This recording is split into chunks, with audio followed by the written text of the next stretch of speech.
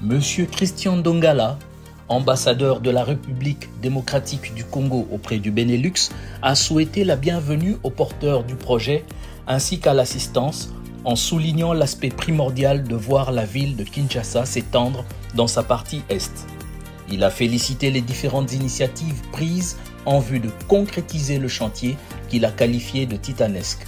À sa suite, M. Thierry Katembwe, coordonnateur du projet, a relaté la genèse de Kinshasa Kiamona ainsi que les perspectives sociales qui en découlent.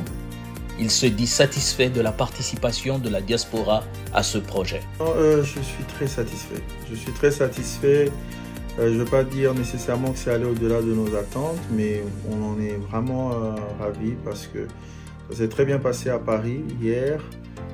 Bruxelles aujourd'hui, c'est un roadshow qui s'est passé dans les meilleures conditions. Un super accueil de l'excellence ambassadeur Ndongala ici en Belgique, à Bruxelles, avec encore des personnalités importantes, l'ancien ministre d'État André Flao, le port d'Anvers, la direction du port d'Anvers, des représentants de Siemens, le représentant de Basics, des grands cabinets d'architecture, des députés d'origine congolaise. Après près d'une heure d'exposé, une séance de questions-réponses a ponctué le débat. Madame Gisèle Mandaïla, politique belge d'origine congolaise, a souligné la question du congoscepticisme qui gangrène la diaspora. Je pense que le monde appartient à ceux qui se lèvent tôt et il ne faut pas avoir peur, il faut essayer, il faut oser aller. Mais bon, on demande quand même que voilà, le Congo mette aussi un cadre parce que il faut savoir que les grosses structures, les gros investisseurs ont énormément de moyens.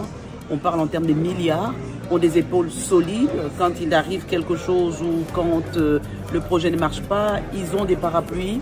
Ils peuvent, retomber sur leurs pattes.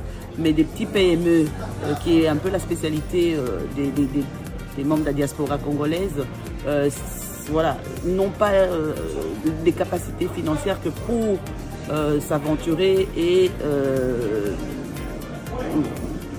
ne pas réussir. Très attentif aux discussions, l'homme d'État belge, André Flao, a souligné l'importance de voir ce projet émerger avec le concours des Congolais. La préoccupation sur laquelle j'ai aussi insisté, et les présentateurs ont insisté aussi, c'est de le faire avec les Congolais et de ne pas venir greffer des modèles de l'extérieur. Il faut le faire avec les habitants du Congo, avec les citoyens congolais et de façon coordonnée, cohérente.